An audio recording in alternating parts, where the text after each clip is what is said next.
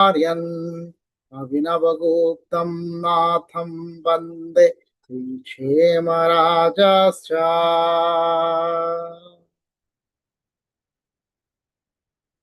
नमो निखिलमालिन्यविलासपनपटियसे महामहेश्वराय महामहेश्वराय श्रीरामाय गुरुर्मूर्तये। जय गुरुदेव। After Guru Stuti, just Panchadevata, remembering, invocating the Panchadevata.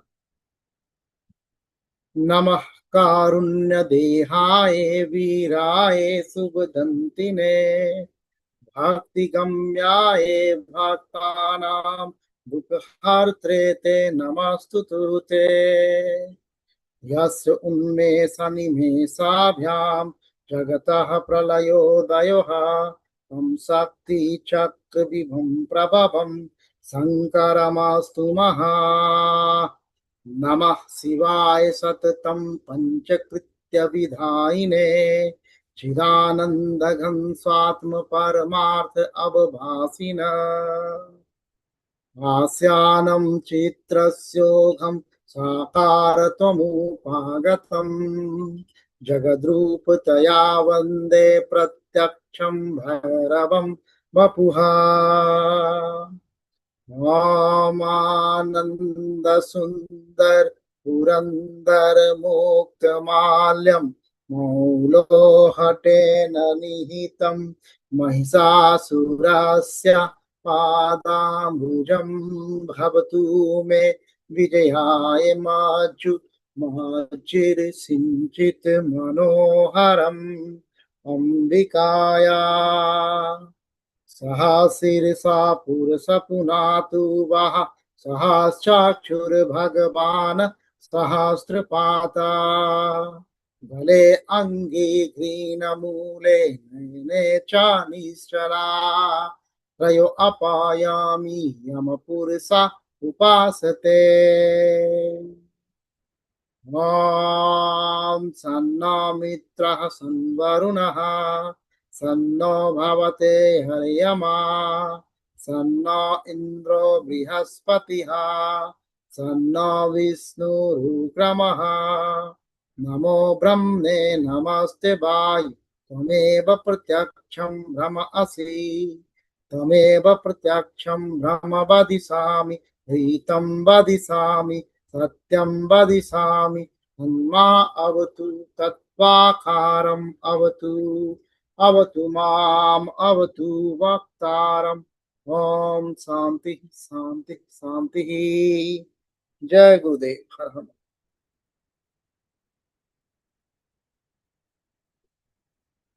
So let's come and I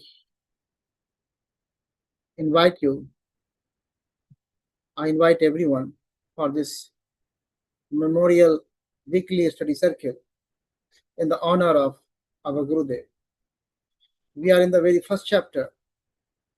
First chapter is going on, and this first chapter is early sources of Saivism.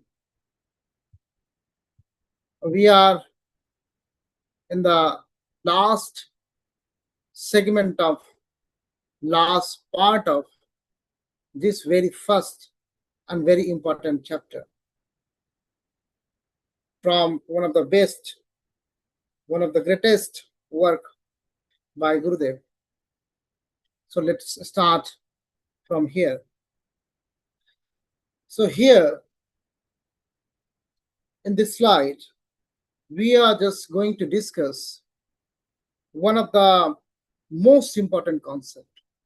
One of the most important concepts for understanding the historical development of Saivism in particular and Hinduism in general.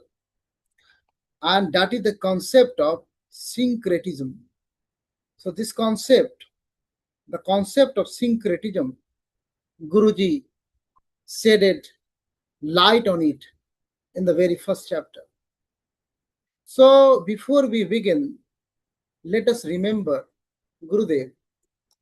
Let us remember one of the most important, something very important concept that is the foundation that he is indicating, he is giving reflections. And that one, Saivism did not emerge suddenly as a complete religious system.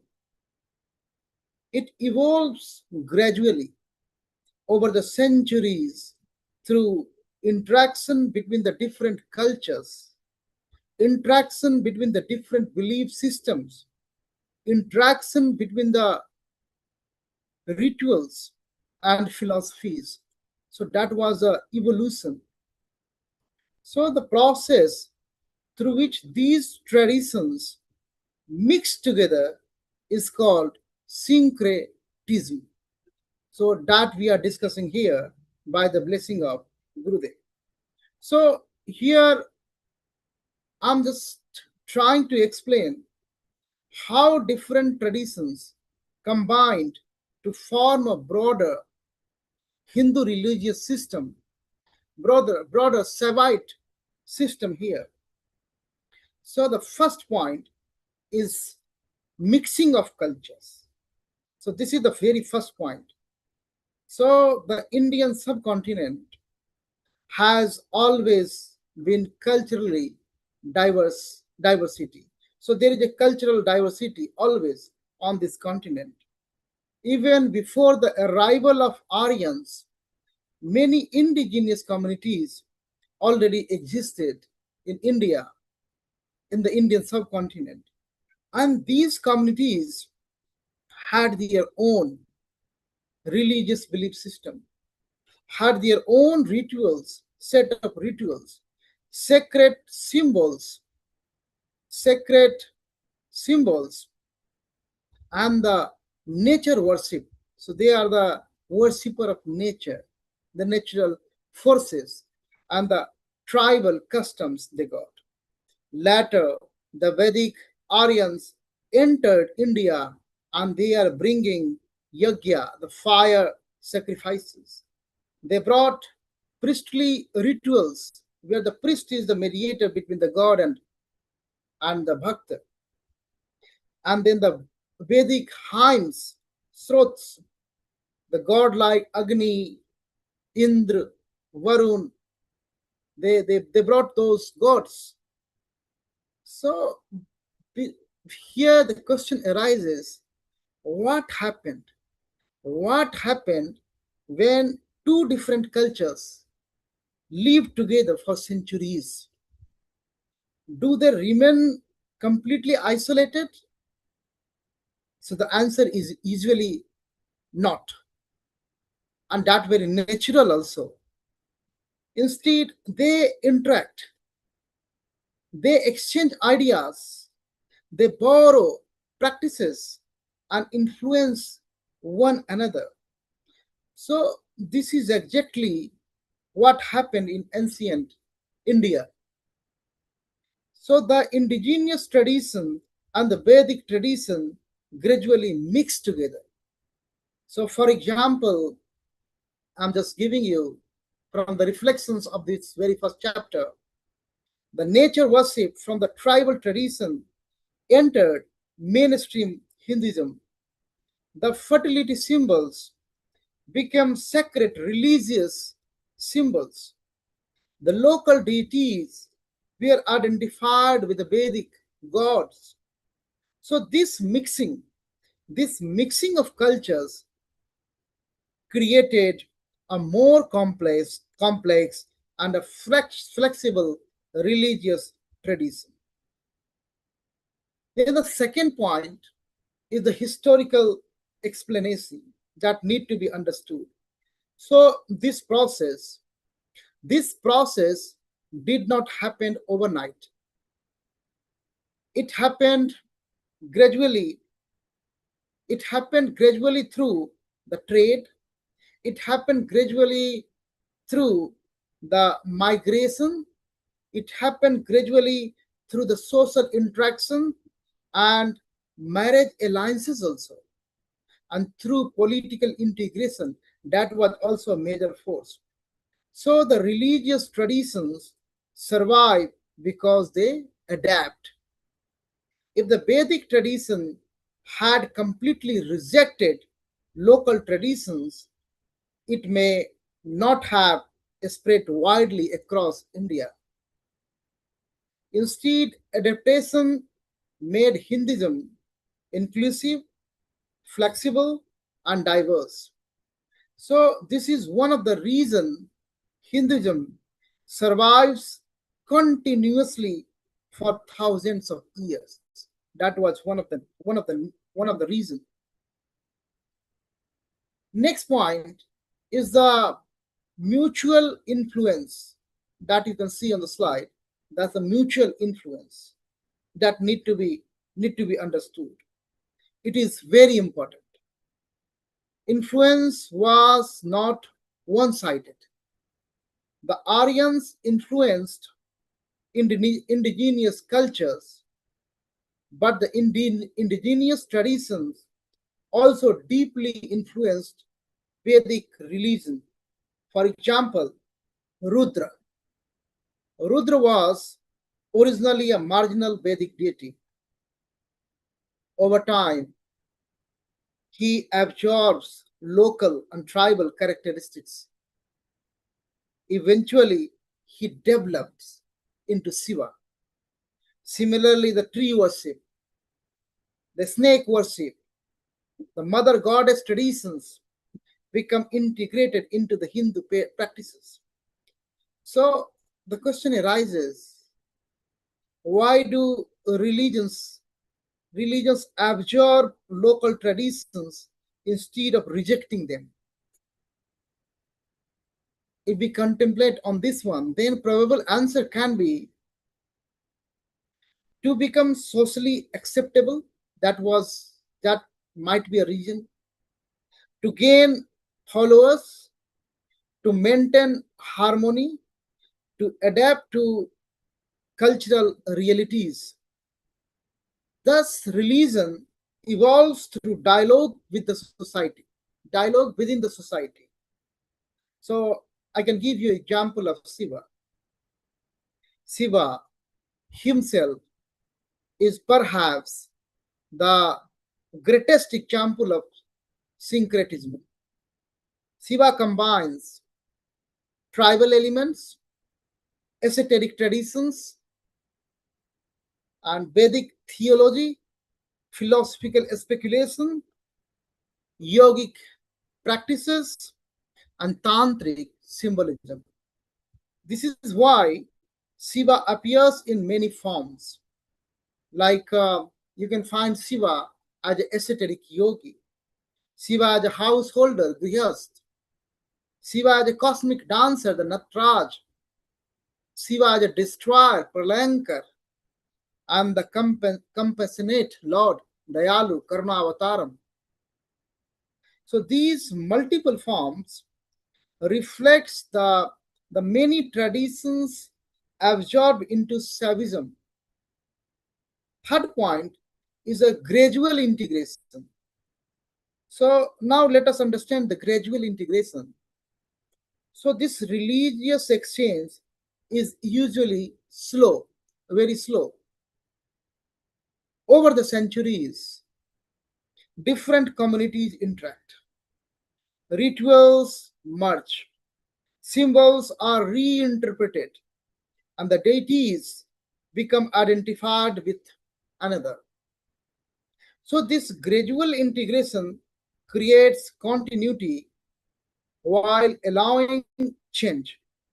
For example, I'm giving example of the Rudra. So Rudra gradually becomes identified with Shiva. Local fertility cults become connected with the Shiv Shakti worship, Lingoni worship, and the yogic practices become the part of the mainstream spirituality. So this explains why Shaivism contains primitive symbols, philosophical ideas, ritual systems, and mysticism altogether. The fourth point is the formation of Hindu tradition. That's very important point if we are discussing the syncretism. And it's a final and important step. Through syncretism, these traditions eventually contribute to the formation of what we now call Hinduism, the Sanatan. Hinduism is unique because it has no single founder, no single scripture, and no single historical beginning. Instead, it develops as a civilization thought. Civilization through cultural interaction, through religious adaptation, and the philosophical synthesis. This makes Hinduism highly diverse, regionally adaptable, and philosophically rich. So, Saivism in particular becomes one of the strongest examples of this process. If we do the philosophical analysis, so now I'm just taking you beyond history, from history to philosophy. So syncretism also explains why Shiva represents contradictions. Contradictions here means destruction and creation together, asceticism and household life, grihast and vairagi together, terror and the compassion together, form and formless, sakar and nirakar together.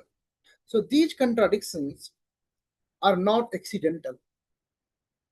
They reflect centuries of cultural blending and the reinterpretations. Thus, Shiva becomes a symbol of totality.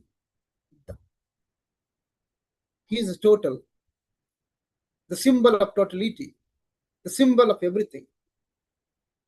So now the finally we can have this conclusion.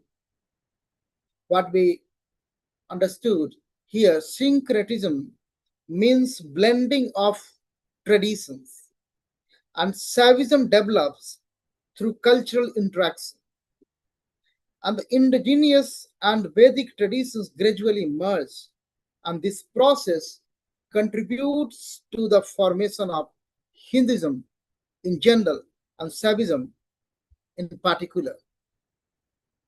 So, syncretism is the foundation for understanding the diversity, flexibility, and continuity of Saivism and Hindu civilization. Now I will take you to the next slide, adaptation of elements that is being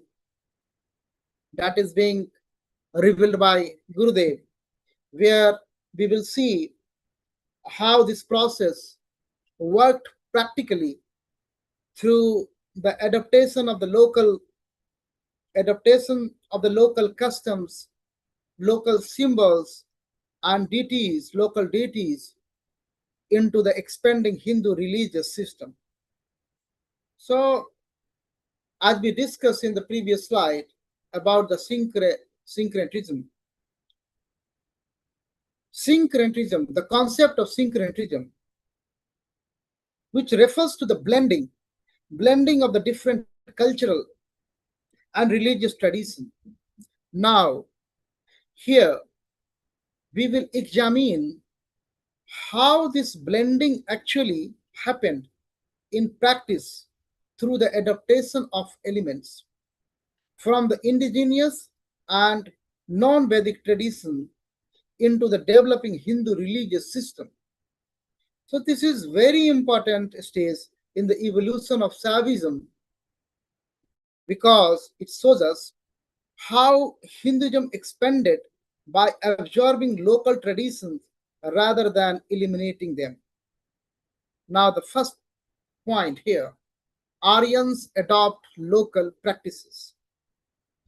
So, when Aryans entered the Indian subcontinent, they encountered highly developed local cultures and communities. These indigenous traditions already had sacred rituals, nature worship, fertility cult, tribal deities, animal symbolism, and yogic and ascetic practices. They already have this one. And the Vedic Aryans brought a different kind of religious system. Those systems are fire sacrifices and the priestly authority, Vedic hymns, and ritual centered worship. So they start including non Vedic deities and the practices because there might be two possibilities at that time for them. First one was the rejection and the conflict, or second, adaptation and assimilation. So in India, adaptation become more important. So they follow the path adaptation and assimilation. They did not go to the path of rejection and conflict. So instead of destroying the local deities, instead of destroying the local traditions, the Aryans gradually adopted many indigenous practices. The examples we have already revealed that one, like a tree worship, snake worship, or sacred river worship, fertility symbols, etc. etc. So now the expansion of the religious system, we understood how this adaptation happened because religion is never isolated from the society. So religion evolved according to the social conditions, political realities, and the cultural interaction.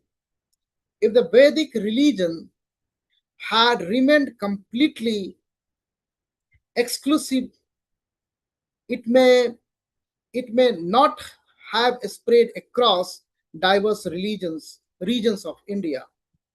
So adaptation allowed Hinduism to expand geographically, connect with the local populations, and absorb regional diversity. This is why Hinduism later becomes one of the most culturally adaptable religion in the world. The second point is the inclusion of the non-Vedic deities. So this is perhaps one of the most important aspect of Hindu religious evolution. Many local deities worshipped by the tribals and indigenous communities were gradually absorbed into the mainstream Hinduism. And we have example of Shiva and Rudra, what I explained earlier there. Now the examples of the of third point is like an expansion of the religious system. So through adaptation and adaptation, Hinduism gradually expand beyond a limited Vedic priestly religion. Originally, Vedic religion was mostly ritual centric, controlled by priests, focused on the sacrifices, but later absorbing local traditions, religion becomes acce- accessible to common people. Bhakti developed, temple worship grows, and the folk traditions survive.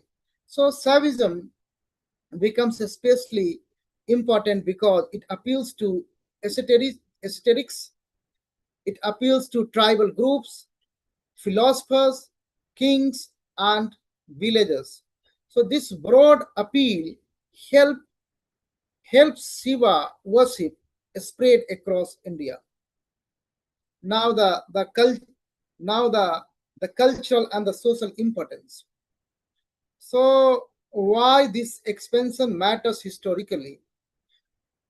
This flexibility helped Indian civilization maintain continuity despite political changes, despite foreign invasions, despite regional diversity, because Hinduism was adaptable and it could absorb new traditions, it could reinterpret older symbols, it could preserve continuity while changing.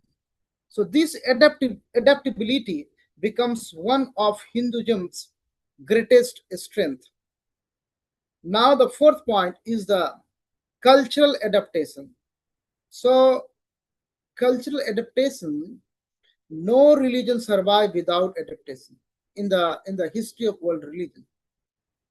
As society changes, religious practices change, philosophical ideas evolve, symbols acquire new meanings, and Saivism is a perfect example of this process. Shiva changes historically from tribal god to Vedic Rudra to esoteric yogi to supreme cosmic deity. So this transformation reflects cultural adaptation across centuries. If we move towards the deeper interpretation, so adaptation does not necessarily begins religion. Sometimes adaptation strengthens religion, expands relevance, and increase inclusiveness. Saivism becomes Saivism becomes philosophically rich, and precisely because it absorbs many traditions. It allows Shiva to represent nature, represent consciousness, represent destruction, represent liberation, represent cosmic unity. The Shiva becomes a universal religious symbol. That was that was the thing. So we can conclude here. Aryans gradually adopted local traditions. Non-Vedic deities becomes integrated into Hinduism. This process expanded and transformed religion. Cultural adaptation helped shape Saivism. So we can have final thought here. The adaptation of local elements transformed early Vedic religion into a broad, flexible, and inclusive Hindu tradition we know today. Now, let's come together in the next slide, Vedic Rudra. So, here we will examine the figure of Rudra in the Vedic tradition and understand how he becomes the foundation for the later development of Shiva. So, in the previous slide, as we discussed how local and non-Vedic traditions were gradually absorbed into the expanding Hindu religious system. Now we move to one of the most important figures in this entire process, and that is Rudra. So understanding Rudra is essential because he forms the Vedic foundation for the latter development of Shiva. So without Rudra, we cannot properly understand how Shiva emerges historically and philosophically. So let's try to understand. Rudra appeared in the even in the Rig Veda, one of the oldest Vedic texts. However, unlike gods such as Indra, Agni, Soma, Varuna, the Vedic gods, Rudra is not a central deity in the early Vedic system. Instead, he appears as fierce, dangerous, mysterious, and ambivalent. So this already makes Rudra unique. So he was unique from the Rig Veda period. So we need to understand, why do societies worship frightening gods? What is the reason? Worshipping the frightening gods. Rudra is a frightening god, dangerous god, mysterious god in Rig Veda. So, possible answer, if we contemplate, it might be fear of natural disasters, desire for protection, or the respect for the destructive forces. So, with this contemplation, let's start with the first point: fires, storm, god. So, Rudra as a fire storm deity depicted in Vedic hymns. In Vedic hymns, Rudra is associated with storm. So he is associated with storm. He is associated with thunder. He is associated with disease.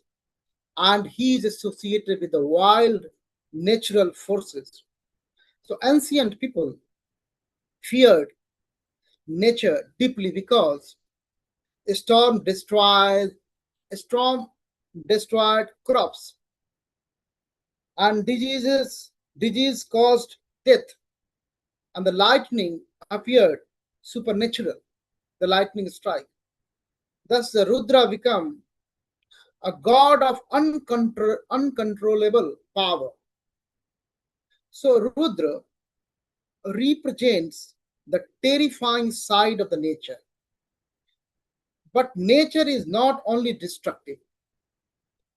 So a storm also, for example, a storm is not only destructive.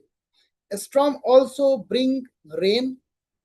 A storm also support fertility, and it sustain agriculture in a way. Thus, Rudra's destructive aspect also contains creative potential. This duality becomes extremely important later in Saiva philosophy. So, the religious philosophy of fear, we need to understand. We need to go more deeper. Ancient religions often worshipped dangerous deities because people feared what they could not control. Worship became a way to seek protection, a method of reducing fear, a means of negotiating with the natural forces. Thus, Rudra was feared but also respected and worshipped. So, question arises here: why might fearful gods sometimes become more powerful than gentle gods? This is the question. If you contemplate on this question, then because fear creates emotional intensity psychologically, and this psychological dimension helps explain Rudra's importance. The second point, associated with destruction. On the slide is the second point related to Vedic Rudra. So, Rudra is associated with destruction. In Vedic thought, Rudra causes disease, bring disasters, destroys life. But Indian philosophy gradually develops a deeper understanding of destruction, the real meaning of destruction. So we need to think, is destruction always negative? For example, forest fires. So forest fires destroy old growth but allow new growth. So every end is a beginning. So death creates a space for the new life, and the old systems must collapse for the transformation. Thus, destruction becomes part of the cosmic balance. This is the outlook to see the destruction. And this idea later becomes central to Shiva, the destroyer of ignorance, the destroyer of ego, the destroyer of cosmic cycle. So Rudra's destructive nature eventually gains philosophical meaning. Now come to the third point, feared deities. So Rudra as a feared deities. In Vedic hymns, people often pray to calm Rudra, to pacify Rudra, to avoid his anger, to seek protection from the deities. It shows Rudra is unpredictable. He is very, very unpredictable. So, unlike orderly gods connected to the cosmic laws, Rudra represents wildness. Rudra represents uncertainty. Rudra represents marginal forces. For example, in ancient societies, feared uncertainty more than anything else. Thus, Rudra symbolizes fear of death. Rudra symbolizes fear of disease. Rudra symbolizes fear of chaos. But over time, gradually, fear transformed into the devotion. Rudra evolved into a more compassionate figure.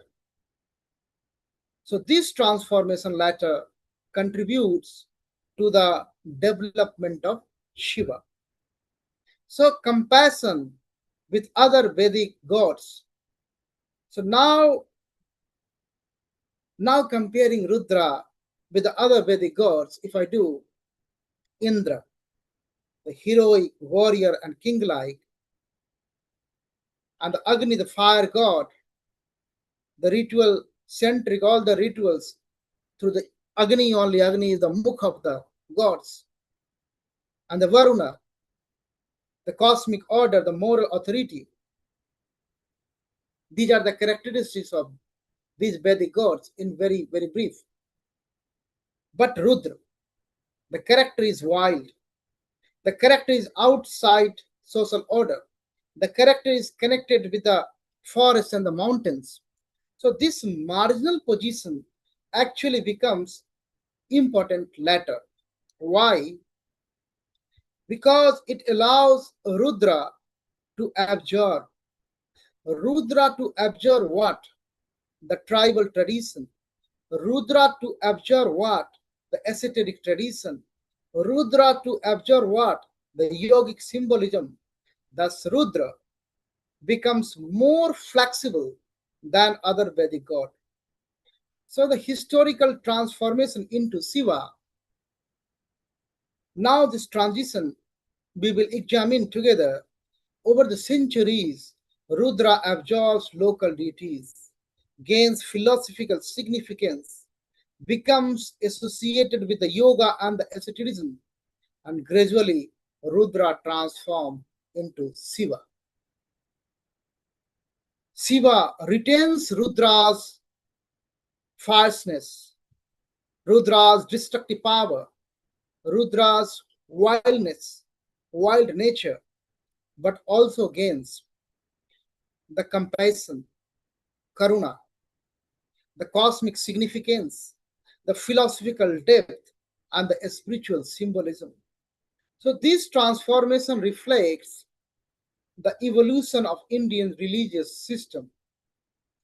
So now if we think more deeply, Rudra's duality becomes foundational in Saivism.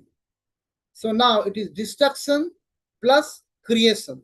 So terror plus compassion. So wildness plus transcendence.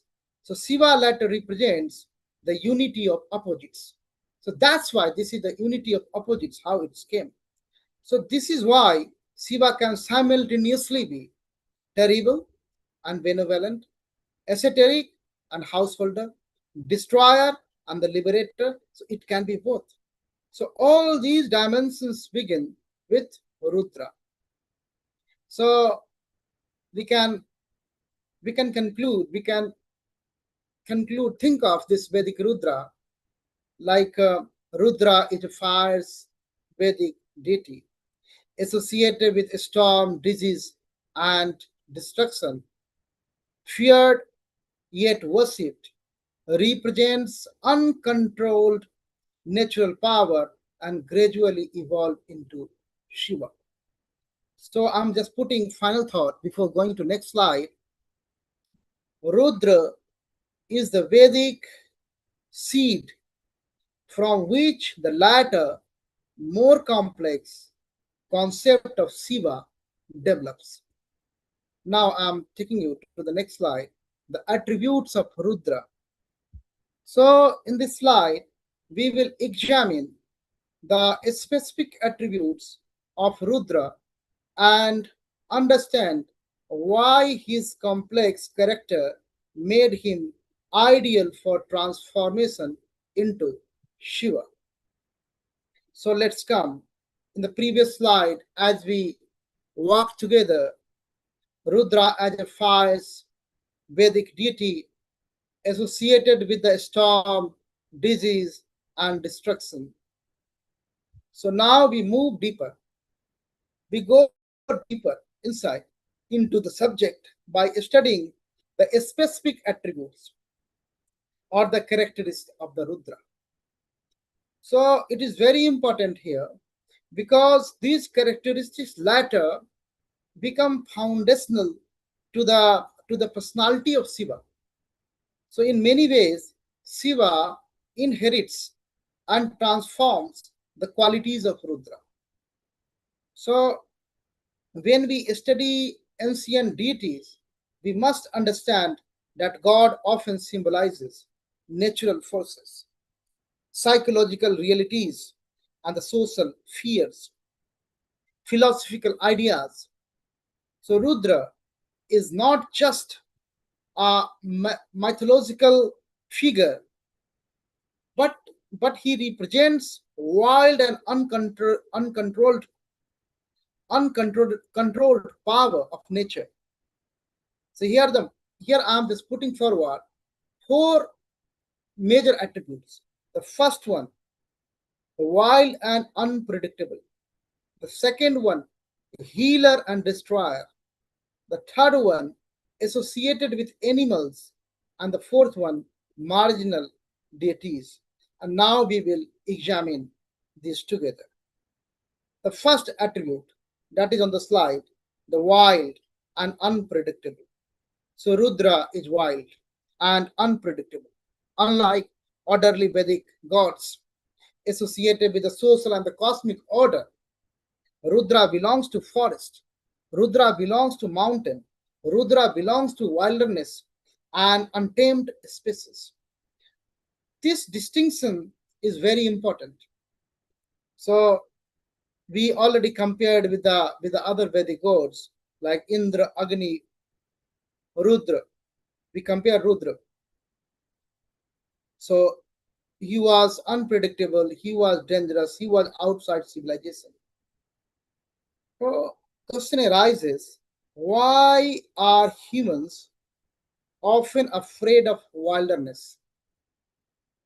It might be due to lack of control, due to lack of fear of animals, due to lack of fear of due to due to lack of control, due to fear of animals, due to fear of death, and due to fear of uncertainty.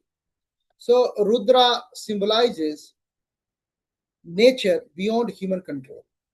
It's what human cannot control, that part of the nature. So in ancient Indian thought, wilderness had dual meaning. It was dangerous, but also spiritually powerful.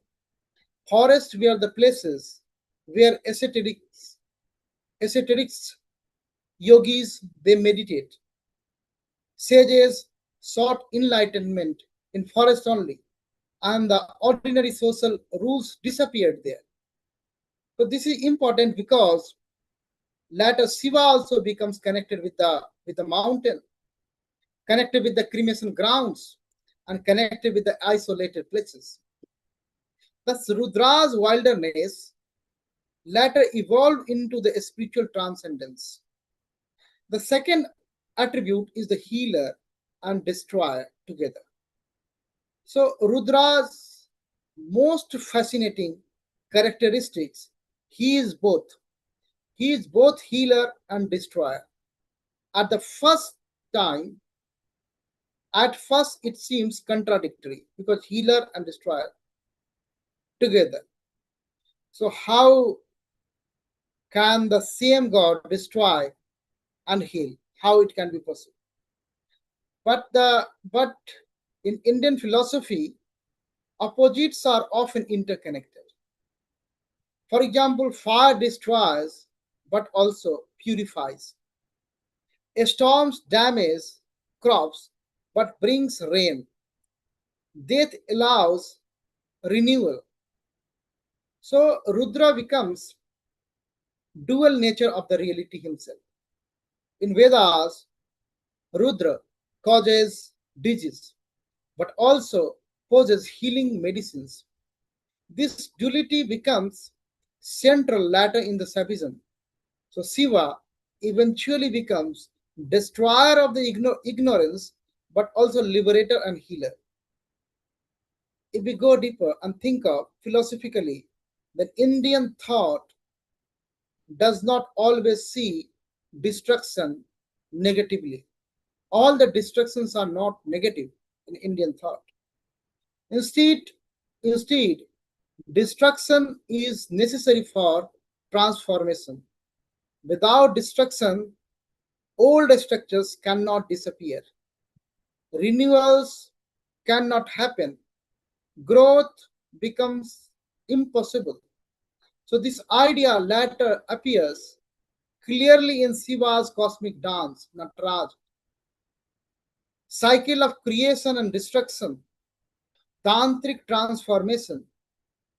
Thus, Rudra's destructive role gradually acquires metaphysical meaning. Now, come to the third attribute associated with animals. Rudra's association with animals, this is highly significant here. Animals in ancient religion often symbolizes as strength, fertility, and instinct, as well as natural power. So Rudra's connection with the animal suggests a relationship with the tribal and non-urban tradition. Later, Shiva becomes Pasupati, Lord of Animals. So this title, Pasupati, reflects mastery over nature, power over life, and the connection with the wilderness. So if we think like why do many ancient religions connect gods with the animals? So many gods, they got the animal vehicles, partners. Because animals represented survival and the cosmic powers. That is the reason. And the tribal and the indigenous connections. This association also suggests Rudra's connection with the hunters, Rudra's connection with the forest tribes, Rudra's connection with the indigenous communities. Unlike priestly Vedic gods, Rudra belongs to the marginal spaces. This helps explain why Shiva later becomes popular among common people. Shiva worship spreads beyond elite priestly circles. Thus, Rudra acts as a bridge between Vedic religion and the indigenous tradition. Let's come to the fourth attribute, the marginal deity. Now, it is another very important crucial point. Rudra was originally a marginal deity. In Vedic, in early Vedic religion, Indra dominates, Agni dominates, Soma dominates, Varun dominates, but Rudra remains secondary. So, how does a marginal god eventually become supreme, become Mahadev? It's a very interesting question. So, this is one of the most fascinating developments in the Indian religious history.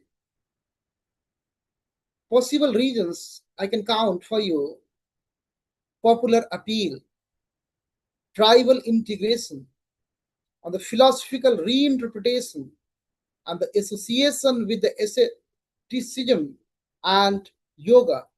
Because Rudra was not rigidly fixed, he could absorb many traditions. This flexibility allowed him to evolve into Shiva. So, transformation into Shiva through these attributes. So, Rudra's attributes later evolved into Shiva's characteristics. Rudra's wilderness, Shiva transformed into the Shiva's ascetic yogi. Rudra, destroyer, Shiva, the cosmic transformer. Rudra, animal god, Shiva, Pasupati. Rudra, the marginal deity, Shiva become the supreme god. Thus, the Shiva preserves Rudra's ancient power while gaining philosophical depth. So, Rudra's complexity reflects a deeper Indian worldview. Reality itself is a paradoxical. Life includes creation and destruction. Life includes fear and compassion. Life includes order and chaos all together. So Shiva later becomes the ultimate symbol of this unity of opposites. So the you know if I conclude these thoughts, the attributes of Rudra. So Rudra is a wild and unpredictable, both healer and destroyer, connected with the animals and tribal traditions, originally marginal in Vedic religion, and these attributes later evolved into the character of Shiva. So I'm concluding with this thought: the attributes of Rudra creates the foundation upon which the latter philosophical and the religious image of Shiva is built. Now, I will take you to the next slide, Rudra and tribes.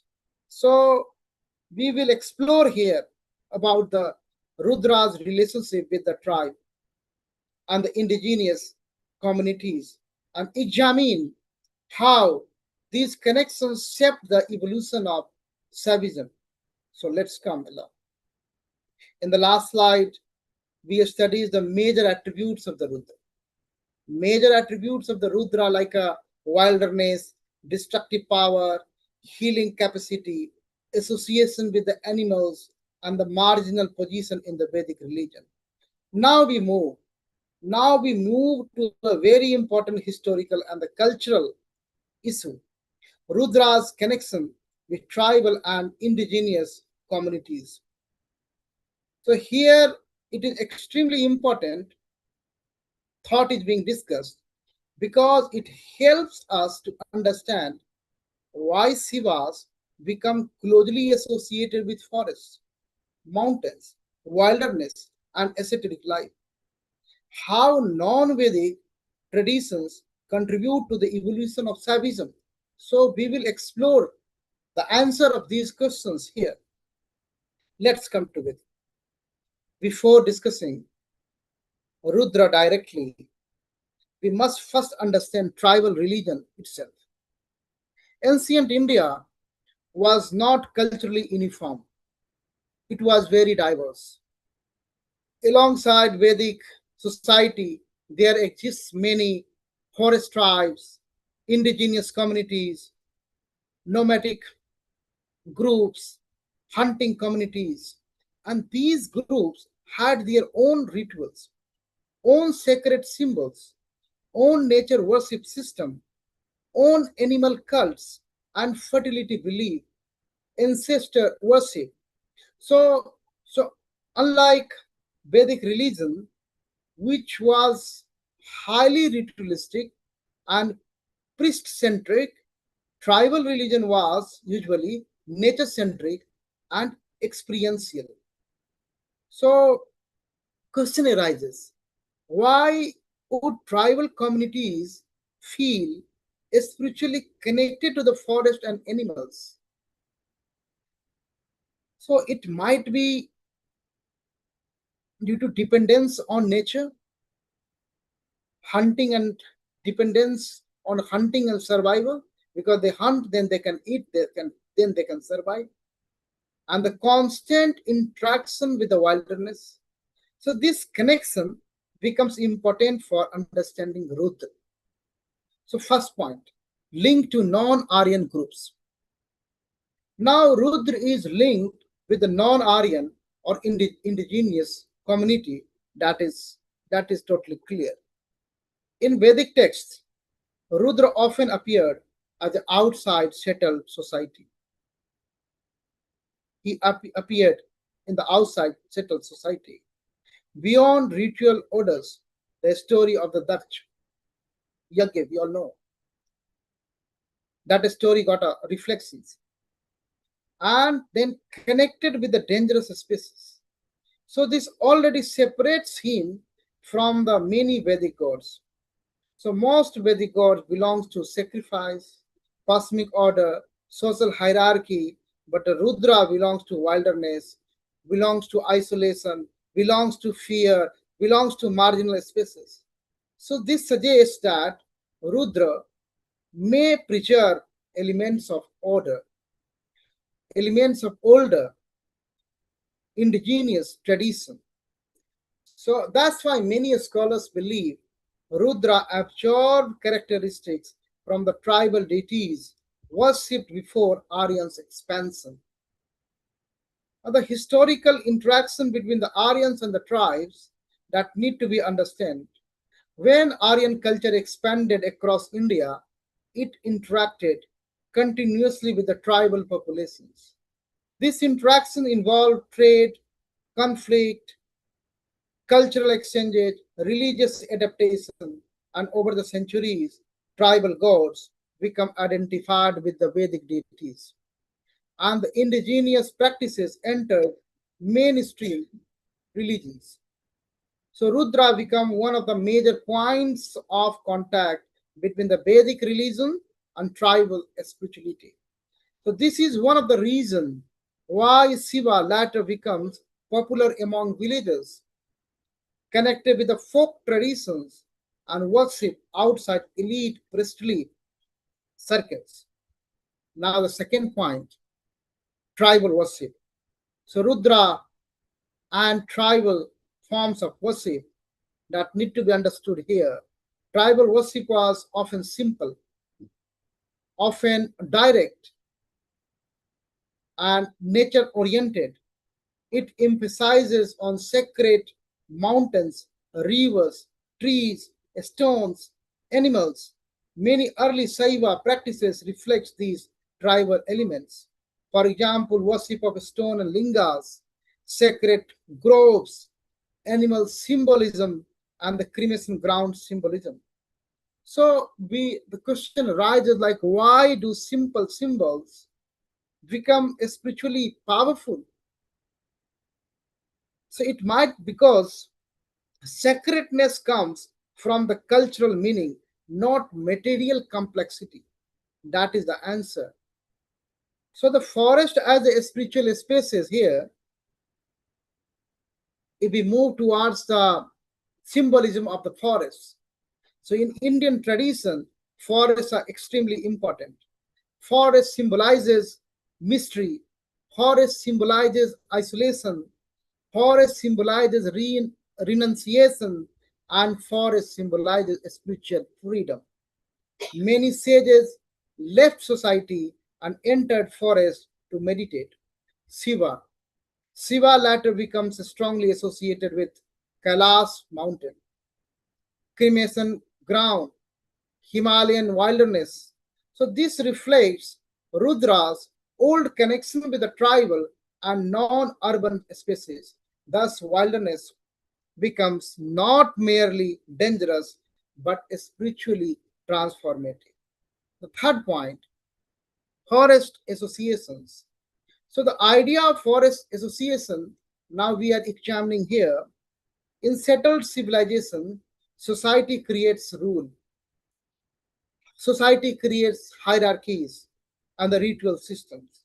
But forest represents freedom. It represents freedom from the social structure. So Rudra belongs to this liminal space between civilization and wilderness, between order and chaos, between society and renunciation. So this marginality later becomes spiritually meaningful. Shiva, Shiva's asceticism reflects this. He lives outside ordinary society. He rejects material wealth. He exists beyond social norms. Thus, tribal and the forest association later evolved into the philosophical renunciation. Now, the fourth point, let's discuss the outside mainstream. Now, it's the final point. We are here. Rudra exists outside mainstream Vedic religion. This extremely important historically. Initially, Rudra is feared, marginal, less central than Indra or Agni. But paradoxically, this marginality gives Rudra flexibility because he is not rigidly tied to the Vedic ritualism. Rudra can absorb, he can absorb tribal tradition, he can absorb esoteric practices, he can absorb yogic symbolism, he can absorb the philosophical meanings. So eventually, this flexibility allows Rudra to evolve into Shiva. So, question arises, why do marginal figures sometimes become revolutionary? Let's think. It might it might because they are less restricted. They are less restricted by the established system. And what happened with the Rudra in this case? Now we'll go for the more deeper interpretation here. The Rudras, tribal associations, reveal an important feature of Indian spirituality. A spiritual truth is often found outside ordinary social structure. This idea later appears strongly in yoga, in asceticism, in tantra, in Saiva mysticism. So Shiva becomes god of outsiders. Shiva becomes protector of ascetics. Shiva becomes lord of wilderness. Shiva becomes master of a spiritual transformation. Thus, the tribal symbolism evolves into metaphysical symbolism.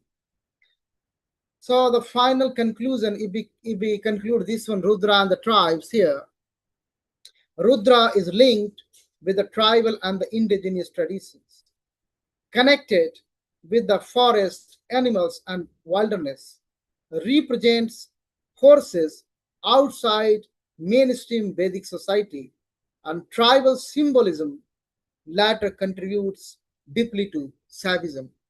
So I'm just giving the final takeaway here. Rudra's tribal associations help transformed Shiva into a universal figure who combines nature, asceticism, philosophy, and spirituality. Let's come to the next slide. Transformation. Transformation. We will study the transformation of Rudra into Shiva. Here we are talking the transformation Rudra into Shiva, nothing else. And understand how this gradual evolution reshaped Indian religious thought. So, in the previous slide, what we discussed, we examined together the Rudra's association with the tribal tradition, forest symbolism, marginal religious spaces, wilderness, and asceticism. Now we come to one of the most crucial developments in the history of Indian religion, the transformation of Rudra into Shiva. So this transformation is not merely the evolution of one deity into the another, but it reflects the cultural synthesis, it reflects the religious adaptation, it reflects the philosophical evolution, and it reflects the social transformation. So understanding this process is essential for understanding the rise of Saivism itself. So let's come together to understand this one. Religions are never static. That's very important. Gurudev says always. Over the time, symbols change, rituals evolve, gods acquire new meanings, and the philosophical interpretations depends. Therefore, deities are not fixed personalities. They evolve with civilization. Rudra's transformation into Shiva is one of the greatest examples of religious evolution in Indian history. Question arises here. Can a religion survive for thousands of years without changing? And the answer is no, not at all. The transformation survive. Transformation survives because they adapt while preserving the continuity. So I'm discussing here now the Rudra evolves into Shiva. The first point. Rudras gradually evolve into Shiva in so it's gradually evolve into Shiva, and then I will take you to the next point. Gains positive attributes. So in and then third one that becomes central deity, and then finish with a cultural assimilation. So here, starting with the first one, Rudra is marginal. Rudra is fearsome. Rudra is associated with the disease and storm and worshipped mainly for protection. But over time, how transformation is happening. Rudra absorbs characteristics from the local and indigenous traditions, gains new symbolic meanings, becomes associated with the asceticism, meditation, and the cosmic power, and eventually Rudra becomes Shiva. But emphasize, it was not a sudden replacement. Instead, the old elements remained. New meanings were added here. So the traditions emerged gradually.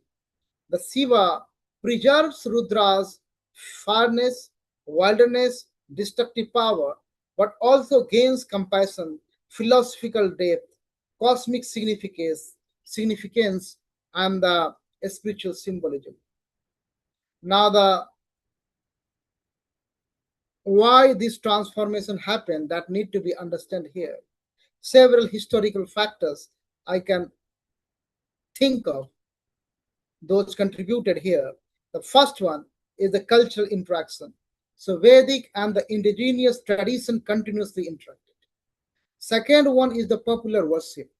So local populations worshipped deities closer to the nature and daily life. Third point, rise of esoteric traditions. So meditation and renunciation becomes increasingly important. And I'm not going to ask the Buddhism. And the fourth is the philosophical development. So Indian thought becomes more metaphysical and inward looking, introvert, inside looking.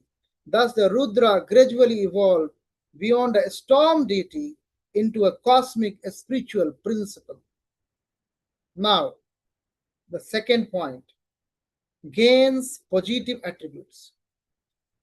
So Rudra gains positive qualities. Originally, Rudra was feared, but later Shiva becomes compassionate, Karpura Garam Karunavata, compassionate, protective, and the auspicious.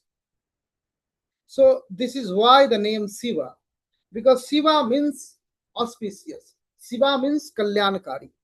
So this transformation is extremely important psychologically as well as philosophically. So here question arises like why would people transform a fearful god into a compassionate deity? Let's contemplate on this question. Think for a while. And possible answer is emotional connection, desire for protection, a spiritual comfort maybe, and the religious evolution. So thus fear gradually transformed into the devotion. This is the transformation of Rudra into Shiva. And the duality of Shiva. However, Shiva never completely loses Rudra's fairness. It creates one of the most fascinating aspects of Shaivism. Shiva embodied contradictions. Shiva is destroyer, Shiva is benefactor, Shiva is esoteric, and Shiva is householder. Shiva is terrifying, and Shiva is compassionate. Shiva is detached, and Shiva is attached, loving. So Indian philosophy often embrace paradox rather than eliminating it. So reality itself contains opposites. Shiva becomes the unity of opposites. That is the beauty of Shaivism. Now, come to the third point, becomes central deity. So Shiva becomes a central deity. Initially, Rudra was marginal deity, marginal god in Vedic system. Later, Shiva becomes one of the supreme gods of Hinduism, Mahadev, the god of the gods. So this transformation reflects broader social and religious change. Shiva becomes important because he appeals to tribal communities. He appeals to esoterics. He appeals to philosophers. He appeals to villagers. He appeals to kings. He appeals to yogis, and he appeals to everyone. So deities combine, few deities combine, and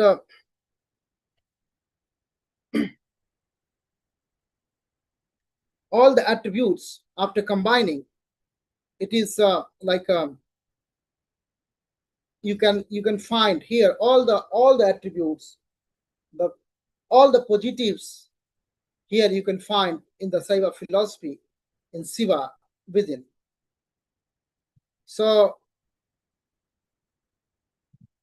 cultural assimilation, that is also one of the reason of the transformation from Rudra to Shiva,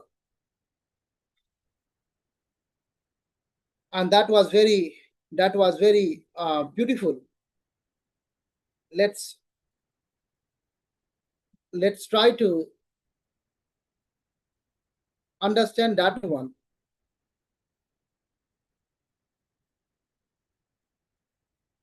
How Shiva gains the universal appeal from the everyone. So, development of the Shiva traditions, Shiva becomes central. Shiva sects emerge, temple worship develops, philosophical school arise, and the tantric tradition evolve. Shiva now worshipped ritually, philosophically, devotionally, and marginally. This shows how a once marginal deity, as a Rudra, becomes the complete religious universe. Now I'm in a fourth point, closing this one, this transformation, the cultural assimilation. So Shiva's transformation reflects assimilation of Vedic religion, tribal beliefs, yogic traditions, philosophical systems, and fertility symbolism. So Saivism becomes a synthesis of the multiple traditions. This explains why Shiva can simultaneously represent nature, consciousness, destruction, liberation, asceticism, and family life. So no single source explains Shiva completely. Shiva is the result of centuries of assimilation. So if we go more deeper, the transfer and try to understand the transformation from Rudra to Shiva, that is a, that is symbolize the transformation of the religion itself. Religion moves from fear to spirituality, from ritual to philosophy, from tribal symbolism to the metaphysics, and Shiva becomes not merely a god but a symbol of ultimate reality. This latter influenced Upanishadic interpretation, Tantra, non dual philosophy, and the yoga traditions. So now I'm concluding this transformation slide, that one, with the thought like the transformation from Rudra to Shiva is one of the greatest example of religious synthesis and philosophical development in Indian civilization. Let's come to the next slide, the rise of Shiva, the important one. So here we will examine the rise of Shiva and understand how he becomes one of the supreme and most influential deities in the Indian tradition. Let's come. In the previous slide, as we examined together the transformation of Rudra into Shiva, and we saw how this process reflected, the cultural assimilation, the religious evolution, and the philosophical reinterpretation. Now we move. Now we move to the next major stage, the rise of Shiva. The rise of Shiva as one of the supreme deities in Hinduism. So this rise is one of the most significant developments in the Indian religious history because Shiva evolves from the marginal Vedic figure into a universal deity, into a philosophical principle, into a devotional focus, into a cosmic symbol. So let's contemplate on this one. Religious traditions do not become dominant automatically. For a deity to rise historically, several factors are involved. Those factors might be popular acceptance, philosophical depth, cultural flexibility, political patronage, emotional appeal. Shiva succeeds because he combines all these dimensions. Now question arises, why? Why do some deities remain local throughout in the history, while others become universal? Like Rudra was marginal in Vedic period and now transformed into Shiva and become supreme deity. Why? Let's think. The possible answers can be wider symbolism, ability to adapt, that is one of the reasons, emotional connections, emotionally people connect, and the philosophical richness. So Shiva possesses all these qualities. That's why it transformed from the marginal deity to the universal principle. Now let's go one by one. The rise of Shiva, the factors. First factor, first point, gains supreme status. Shiva gains supreme status. Initially, Rudra was marginal in the Vedic system, but over the time, Shiva becomes identified with the supreme reality itself. In later traditions, Shiva is not merely one god among many. He becomes Mahadev, the great god, supreme consciousness, the cosmic lord. So this rise reflects major philosophical changes in the Indian religion. Earlier, the Vedic religion focused mainly on rituals, mainly on sacrifice, mainly on the cosmic order. Later, the religious tradition increasingly focus on liberation, focus on inner realization, focus on meditation and metaphysics. The Shiva becomes central because he represents a spiritual transcendence. That was the reason.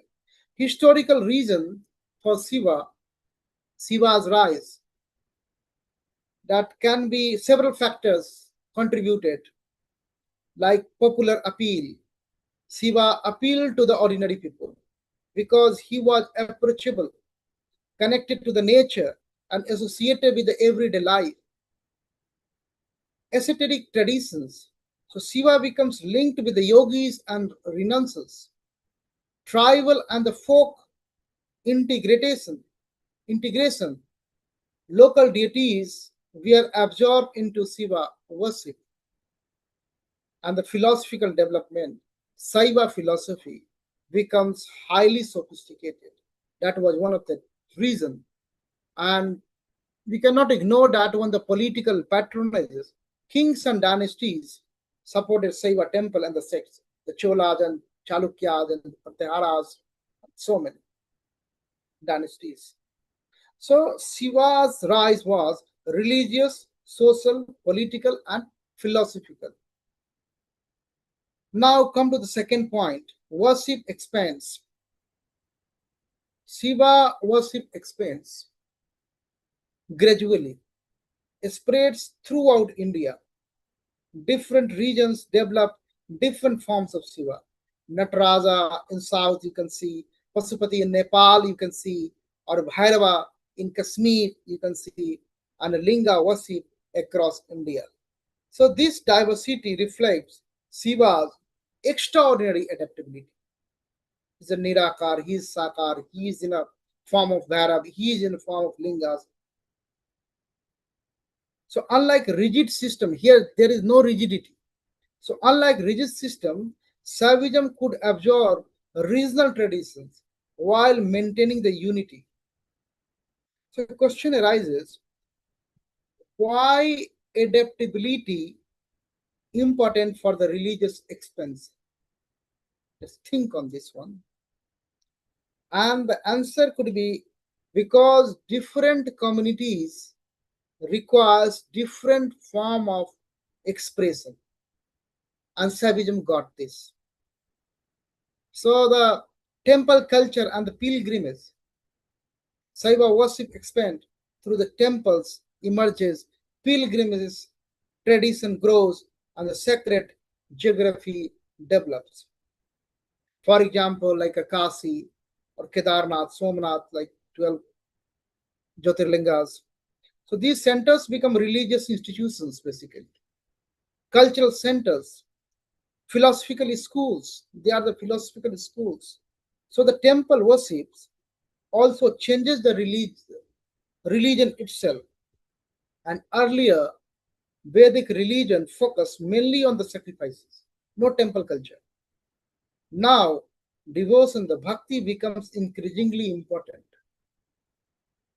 Now, come to the third point, the integration into the Saivism, integration into the Hinduism. So now Shiva becomes integrated into the broader Hindu framework. He is connected with the Brahma creator, Vishnu preserver, and then he becomes the destroyer, Shiva the destroyer, Brahma, Vishnu, Mahesh, Trimurti concept. Now it is Shiva becomes fully integrated into the broader framework of Hinduism. So Shiva is no longer outside the system now. He is part of the system now.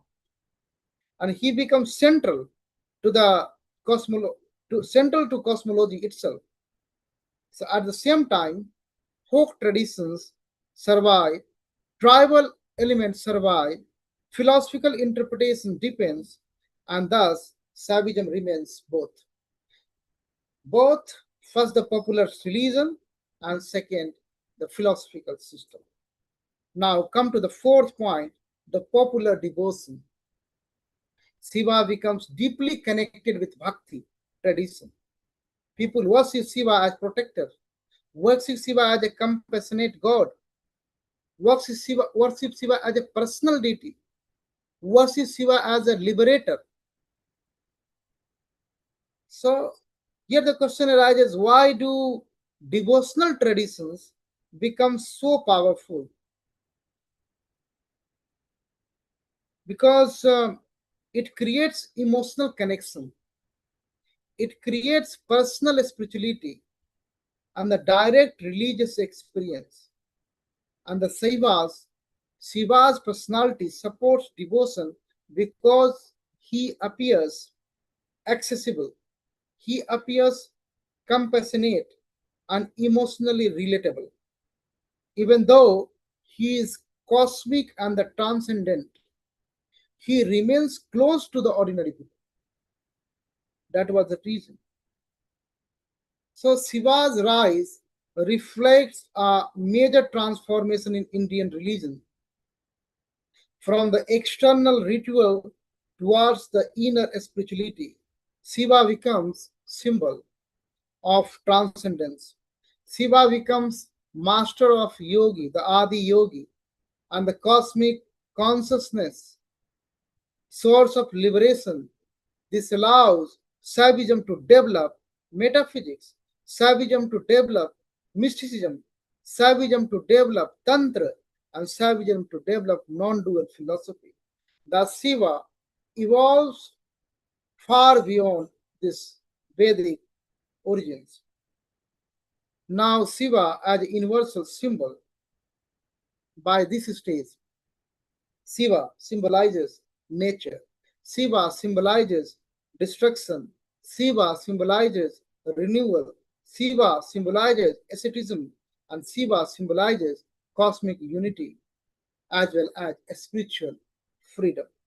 So, this universal symbolism explains why Shiva remains relevant across centuries and cultures. I'm concluding this one with the final takeaway for this rise of Shiva. The rise of Shiva represents one of the greatest religious transformations in Indian civilization, combining popular devotion, philosophical depth, and the cultural synthesis. Let's come in the Upanishadic influence. So we will examine here the influence of the Upanishads and see how philosophical thought transforms Savagism into a deeper metaphysical tradition.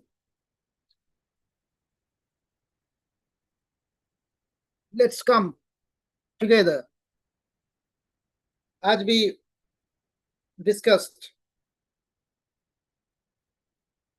It's a it's like a how much time? So can we stop today? Yeah. So we will just we will stop here. Uh, Upanishadic influence I'll do next time. Let's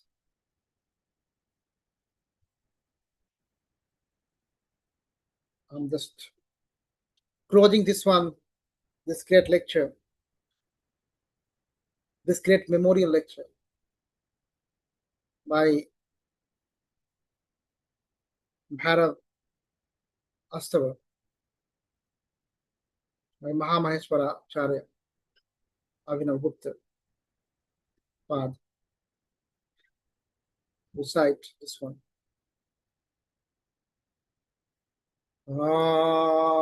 मत भैरवस्तवः व्याप्त चराचर भाव विशेषम चिन्मयमेकमनन्तमनादिं भैरवनाथमनाथ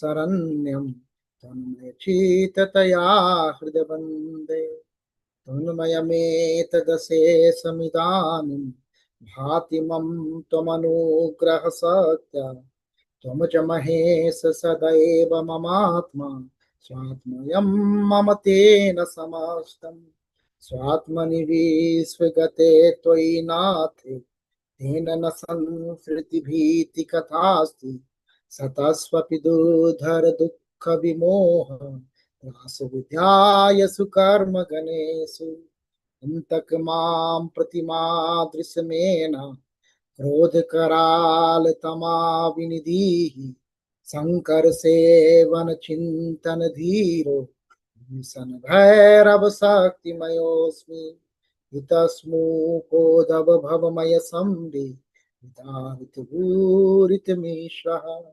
मृत्युयमान्तक कर्म पिशाचर नाथ नमस्तु न जातु विभेमि प्रोदित सत्य विबोध मरीचि प्रोचित विश्व पदार्थ सतत्व भाव परामृत निर्भर पूरणे हमात्मनि निर्मित मेनि मानस गोचर में यदैव क्लेश दशा तनुताप विधात्री नाथ तदैव मम त्वयि भेद स्तोत्र परामृत वृष्टि रुदेति शंकर सत्यमिदं व्रतदान स्नान तपो भवताप विदारी तापक शास्त्र परामृत चिंता यस्यन्ति चेतसि निर्मिति ताराम नृत्यति गायति हृष्यति गाढं संविधियं मम भैरवनाथ त्वां प्रियमाप्य सुदर्शनमेकं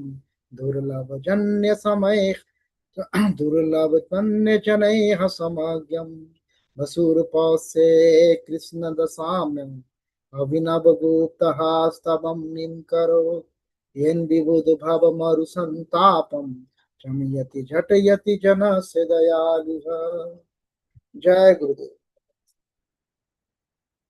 So I'm closing that one. Thank you very much for joining today. Jai Gurudev.